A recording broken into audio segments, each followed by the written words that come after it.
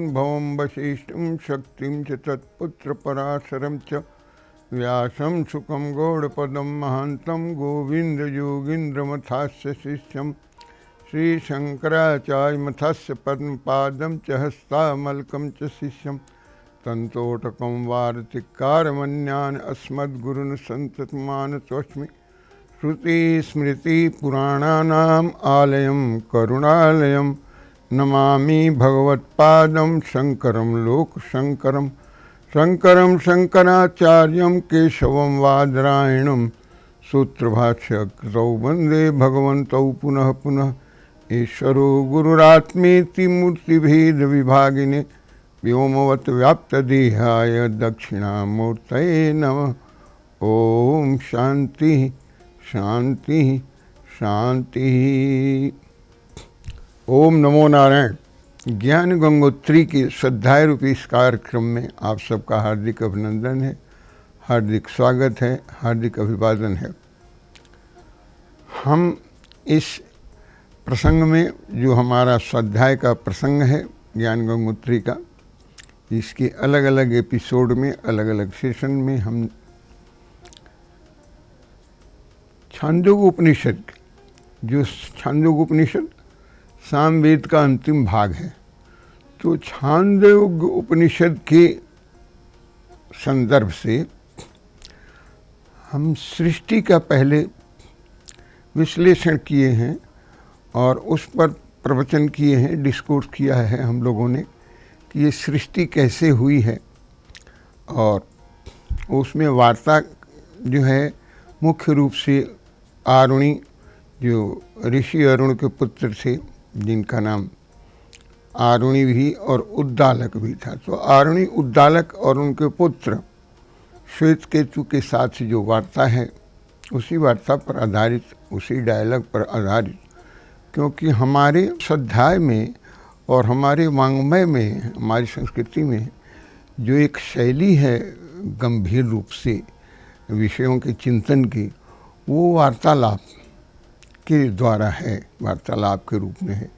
पिता पुत्र के साथ, गुरु शिष्य के साथ, पति पत्नी के साथ, भाई भाई के साथ, इस तरह से है।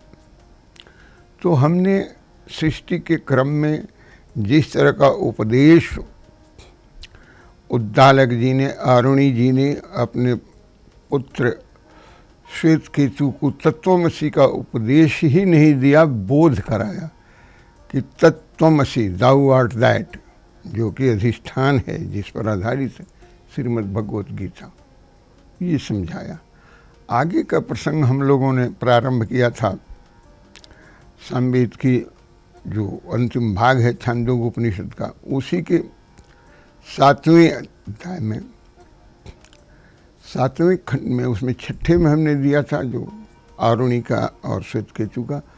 इस 7वें अध्याय में प्रसंग आता है कि नारद जी अपने बड़े भाई सनत कुमार जी के पास जाते हैं ब्रह्म विद्या के उपदेश के लिए, कि ब्रह्म विद्या है क्या, स्पिरिचुअलिज्म है क्या, आध्यात्मिकता है क्या, इसको समझने के लिए जाते हैं। वो अपने, आपको मालूम है, 4 भाइयों में जो सनक, सनंदन, सनातन, सनत कुमार हैं, वो भी बड़े हैं और ये सब कुमार ही हैं। इन्होंने विवाह नहीं किया था, गृहस्थी नहीं की थी।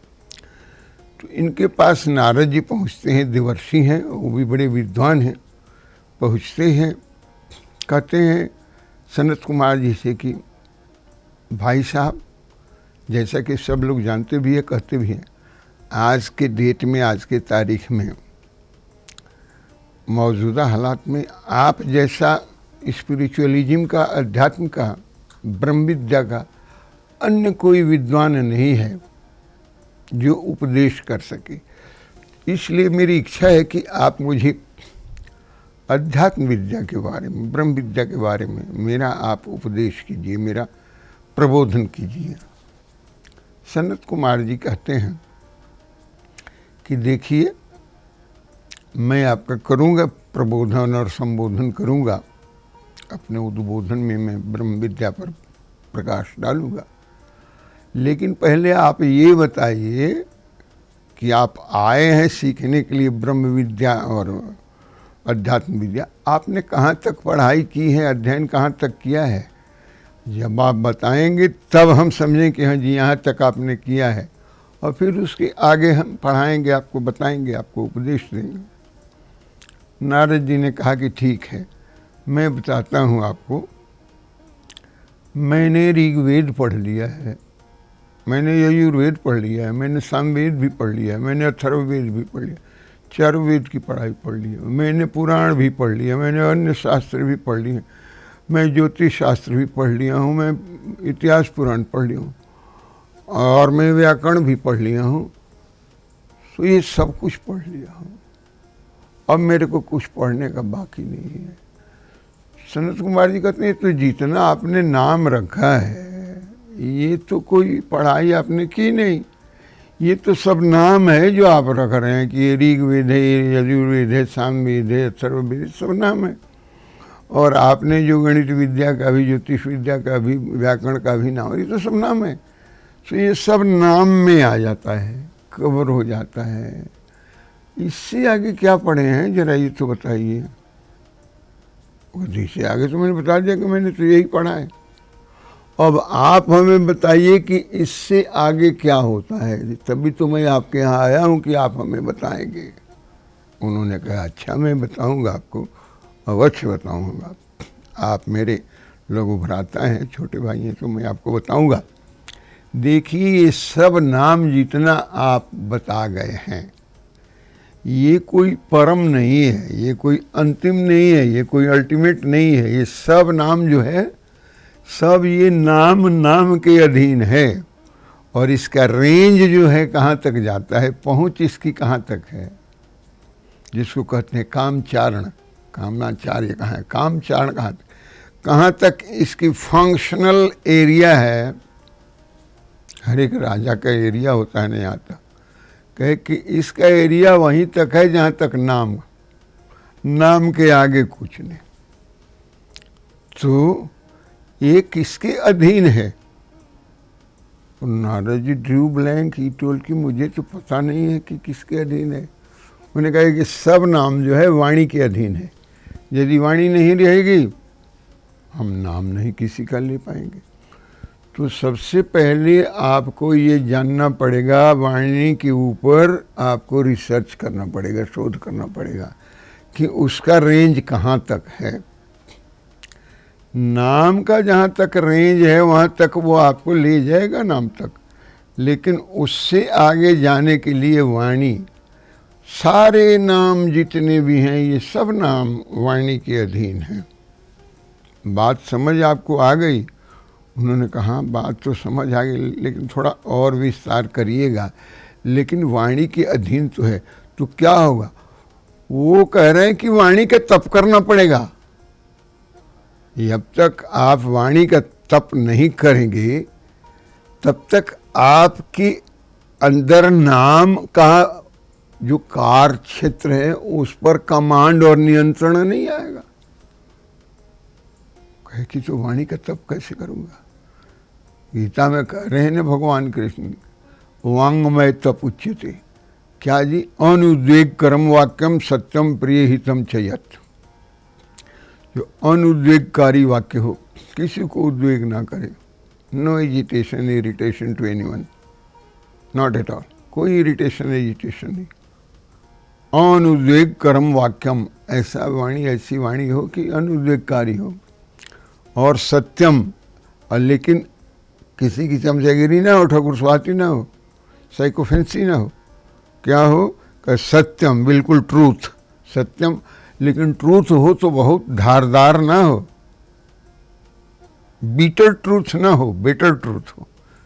ट्रूथ तो ट्रूथ होता है। तो सत्यम, सत्य हो, प्रियम, प्रिय भी हो, प्रियम, हितम चयत, हित यानी कल्याणकारी भी हो सबको। ये वाणी का तप है, ध्यान रखना पड़ेगा। सत्यम, प्रियम, हितम चयत। जो ऐसा है, जो इस तरह की वाणी का तप करता है, वो कहते हैं स्वाध्याय अभ्यसनं चाहिए, स्वाध्याय करे और अभ्यास करे, और तब वाणी निकले तो उसके अधीन में जो भी बोलेगा ये वाणी का तप है। वाणी की सिद्धि हो जाएगी। जो भी बोलेगा वो हो जाएगा, ये नहीं कि जो हो गया है वो बोलेगा, वो जो बोलेगा वो हो जाएगा। वाणी का तप ये है। कहते ये है, हाँ ये वाणी का तप है। कि और फिर वाणी के ऊपर क्या है, क्योंकि मुझे तो मालूम नहीं है। तो वाणी के ऊपर बता रहे हैं, समझा रहे हैं सनत कुमार जी। देखिए वाणी का भी एक रेंज है, जहाँ तक वाणी की आवाज़ जाएगी वहाँ तक पहुँचेगी, वहाँ तक तो उसका क्षेत्र बन जाएगा, उसका प्रभाव बन जाएगा, उसका वाइब्रेशन होगा। कहें कि यहाँ वाइब्स हैं, वाइब्रेशंस हैं। कैसे वाइब्रेशंस हैं? किसी की वाणी के वाइब्रेशंस हैं। कोई घटिया वाणी बोलेगा तो यहाँ विषाक्त वातावरण हो जाएगा, जो बहुत बढ़िया वाणी बोलेगा, जो मंत्र का उच्चारण करेगा तो यहाँ आह्लादकारी वातावरण हो जाएगा, सुखमय आनंदमय वातावरण हो जाएगा। जहाँ तक इसका रेंज जाएगा वहाँ तक इसका इम्पैक्ट और इफ़ेक्ट होगा। उसका उसके आगे कहाँ क्या होगा। और ये वाणी जो है हमारी, ये किसके अधीन है? वाणी को कौन कंट्रोल करता है? Who will control our speech? हमारे स्पीच को कौन कंट्रोल करेगा? सनत कुमार जी कहते हैं yes I will tell you, मैं आपको बताऊंगा कि इस स्पीच पर किसका कमांड है, नियंत्रण है, कौन करेगा। तो इस वाणी पर नियंत्रण मन का है। मन यानी माइंड का है, मस्तिष्क का नहीं, मन का। मन कंट्रोल करेगा।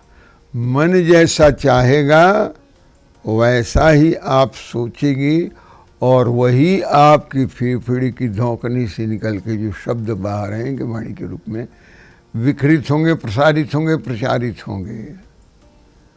तो आपके विचारों का, जो आपके मन में विचार उठ रहे हैं, उनका ज्ञापन और विज्ञापन करना। विज्ञापन का अर्थ होता है कि दूसरों को बताना, दूसरों को जिसकी प्रतीति हो जाए उसको विज्ञापन कहते हैं, ज्ञापन कहते हैं। फिर जो पूरा विस्तार है वो विज्ञापन कहते हैं। कहते हैं आपके मन में जो विचार उद्भूत हो रहे हैं, उन विचारों को प्रोसेस करके ले आके वाणी के द्वारा जब विस्तारित होता है, प्रज्ञापित होता है, उसका जो प्रज्ञान लोगों को होता है, प्रकाश होता है, ये काम मन से, वाणी से और सिद्ध होता है आपके लंग्स और आपके फेफड़े की धौंकनी से। और तब इसका ज्ञापन होता है और इसकी सिद्धि होती है। लोग इसको समझते हैं कि आपकी वाणी ऐसी है, आपकी सोच ऐसी है, आपका नियंत्रण आपकी वाणी पर है। ये नहीं कि आए दिन कुछ भी बोल दो जी, और ये नियंत्रण है नहीं। क्यों? क्योंकि आपने तप नहीं किया वाणी का, वाणी का तप नहीं किया। इसलिए क्या हुआ जी, जो मर्जी आए बोल दिए, जो भी आपके मस्तिष्क में आता है बोल दिए, कचरा। और कचरा फैला दिया आपने। दूसरे लोग जो आपको उसी भाषा में गाली देने लगे, रेसिप्रोकेट करने लगे, प्रतिक्रिया देने लगे, तो फिर आप तो मिमियाने घिघियाने लगते हैं। कहते हैं कि साहब मैंने ऐसे नहीं कहा था, मेरे वाक्य को, मेरी स्पीच को, मेरी वाणी को तोड़ मरोड़ के पेश किया जाए। लोग नहीं तोड़ मरोड़ के पेश करें, आप ही उसको तोड़ मरोड़ रहे हैं, क्योंकि प्रारंभ में आपने सोचा नहीं है, अपने मन में उसकी प्रोसेसिंग नहीं की है, मन और वाणी पर नियंत्रण नहीं रखा है। इसलिए आपकी वाणी का जो रेंज है वो वहाँ तक पहुँच गया है जहाँ आपको भी नुकसान होगा, समाज को भी नुकसान होगा, समाज में भी टर्बुलेंस होगा, आसपास भी वातावरण में टर्बुलेंस होगा।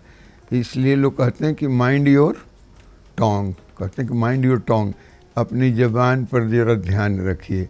ज़बान पर ध्यान रखने का मतलब वाणी पर ध्यान रखना, स्पीच पर ध्यान रखना। कैसे रखेंगे? मन पर नियंत्रण रहेगा तब वाणी पर नियंत्रण आएगा। और फिर नाम का जो करेंगे आप, तो नाम का भी प्रचार प्रसार होगा, लोग प्रज्ञान और उसको रिकॉग्निशन करेंगे, उसको एक्नॉलेज करेंगे, उसका नोटिस लेंगे लोग। नहीं तो ऐसे ही प्रतिक्रिया दे के आप कुछ अनाप शनाप बोल देंगे, दूसरा कोई आपको गाली दे देगा। तो ये जो संवाद है भगवान सनत कुमार का और देवर्षि नारद का, ये मुख्यतः ये है कि कैसे प्रक्रिया बढ़ती है ब्रह्म को।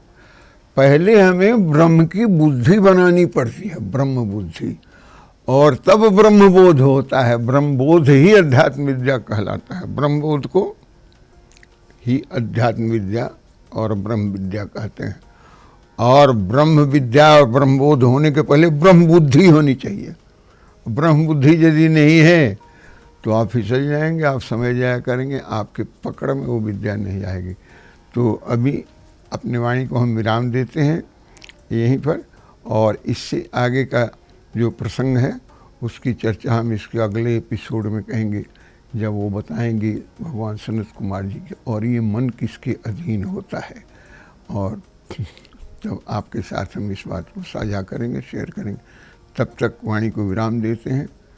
ओम पूर्णम मदः पूर्णमिदं पूर्णात् पूर्णमुदच्यते पूर्णस्य पूर्णमादाय पूर्णमेव अवशिष्यते। ओम शांति शांति शांति। ओम नमो नारायण। आप सबका बहुत बहुत आभार, धन्यवाद।